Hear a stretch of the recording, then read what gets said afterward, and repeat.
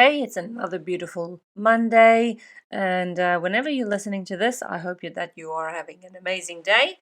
And welcome to the Woman of Faith in Leadership podcast. If we've not met yet, or if this is your first episode, I'm Rika Whelan, and I'm your host. And I'm coming to you all the way from Western Australia, rainy and cold Western Australia. It's winter here at the moment.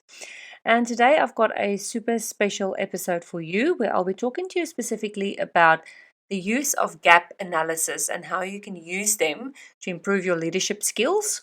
And I've also got a free gap analysis that I will be able to share with you. Completely free. You'll be able to use it basically as a diagnostic tool. So stay tuned and I will share all the details with you.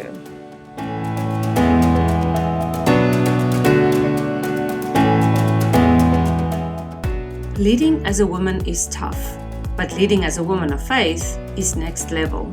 However, it doesn't have to be that way. God has called you into this leadership role because He says you are worthy. You are His child, and if He qualifies you, who in this world can unqualify you? You might suffer from imposter syndrome and believe you're not good enough, but God says you are good enough.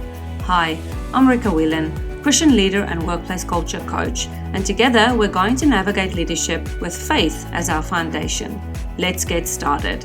Grab your coffee or water, keep that notebook and pen handy, and let's jumpstart your leadership.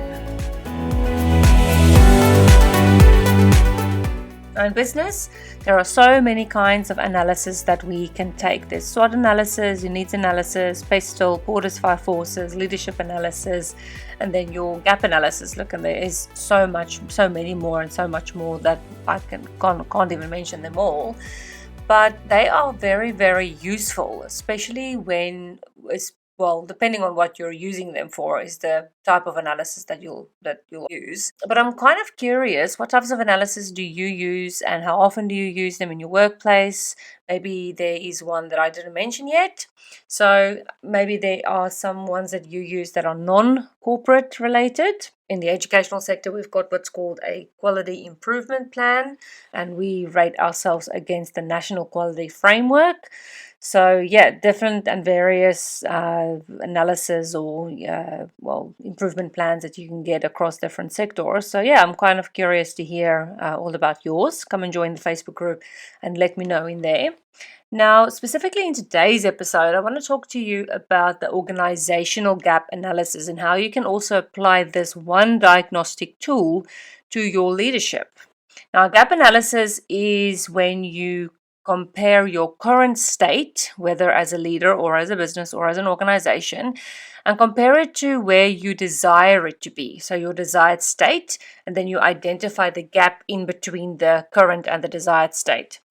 Now, I'm an absolute nerd when it comes to educational theories and business theories and theories altogether. So I'm a little bit of a nerd in that. Please forgive me for that.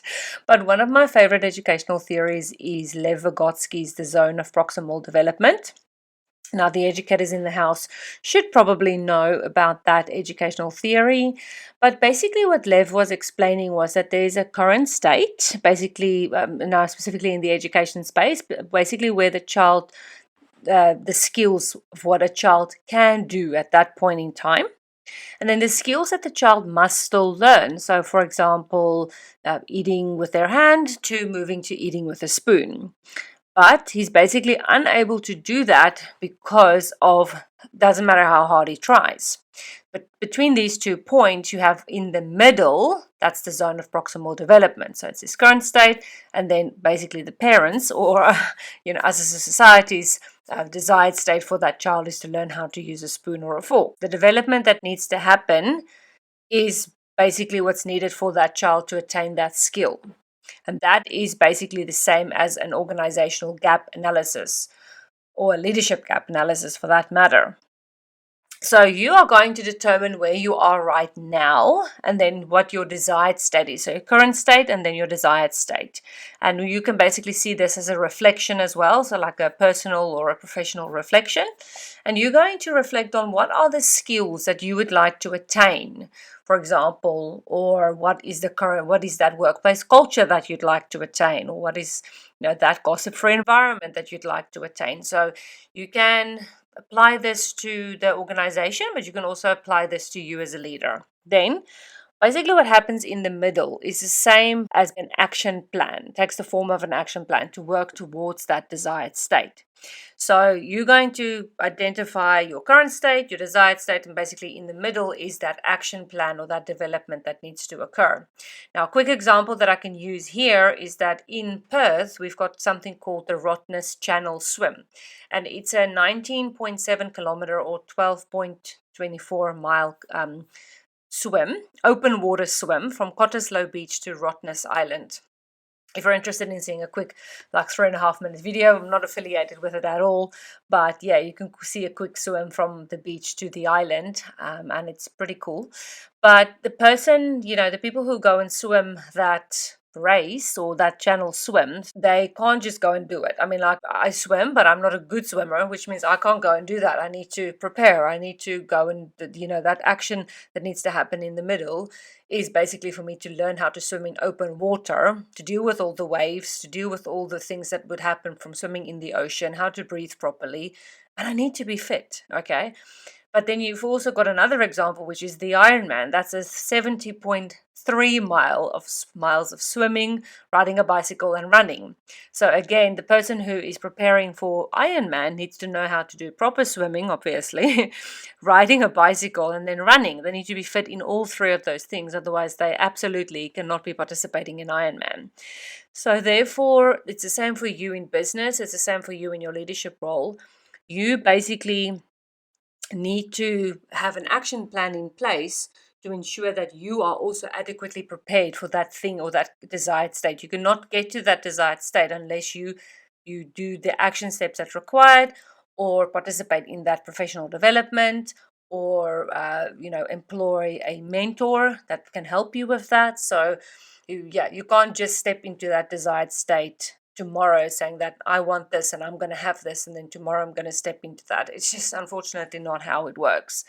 So by taking the gap analysis, you're basically essentially identifying what steps you need to add to your action plan, and then from there you'll need to employ some strategy for the implementation thereof.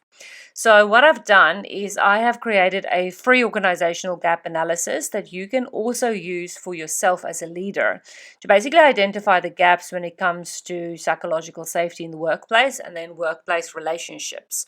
So look, yes, it covers those areas specifically, but you can definitely turn it around to a leadership gap analysis and see where you lack, basically, or where your gaps are as a leader and where you can go and make improvements. So, yeah, this organizational gap analysis will score you in 6 different areas, and you'll receive a free downloadable PDF that will give you tips and strategies that you can put in your action plan to make those changes. So don't wait any longer. The link for this free organizational gap analysis is in the show notes. And yeah, it's just this amazing free tool that I spent time creating for you, the listener, because I felt, okay, what is one thing that I can share with the listener that I feel would be most useful and helpful? And that is for you to be able to identify what is a gap, or what is something that I've reflected that I need to improve, and what tips and strategies can I use to improve that. So yeah, reflection is not always easy. Sometimes it is really hard. We don't want to go and have a look at the things that we need to improve. However, that is really the only way we get better as leaders, is if we identify the gaps, identify those shortcomings, and then from there go to that professional development, attend the training, seek a mentorship, or listen to podcasts, episodes, or further training, that we can just improve our skills and improve our own mindset as well surrounding that skill, because sometimes we can be a little bit hard-headed when it comes to improving a certain set of skills. So yeah, don't delay any longer. It is free, and yeah, you'll receive, like I mentioned, that a downloadable PDF that will also contain some tips and strategies for you. And then inside the PDF, there's also a special surprise for you that you can click a link and access another special thing for free. So go and have a look, go and do the organizational gap analysis, get your free PDF, and then go and have a look what is another surprise that I've put in, like a little Easter egg. Okay, well, this was a very short episode, but I wanted to keep it to the point today, and I hope that you found it very helpful. Please come and join the Facebook group and come and chat with us in there. Come and chat with me in there about what type of analysis do you use at work, if so, if any at all. And if you've taken the organizational gap analysis, please come and share with us what were your biggest takeaways. I would so love to connect with you over there. And yeah, I can't wait to hear from you and connect with you. I hope you enjoy the rest of your day. Bye.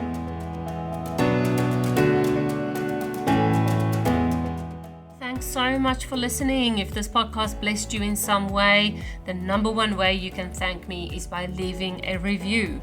Your feedback means the world to me and lights me up every single time when I read it, and it makes me want to keep going. So please leave a review, and your review will also help other Christian women in leadership find the answers they are looking for. So whether you're on Spotify or Apple Podcasts, scroll down to the review section and leave that review. Then head over to womenoffaithinleadership.com and join our free Facebook community, and I look forward to engaging with you there.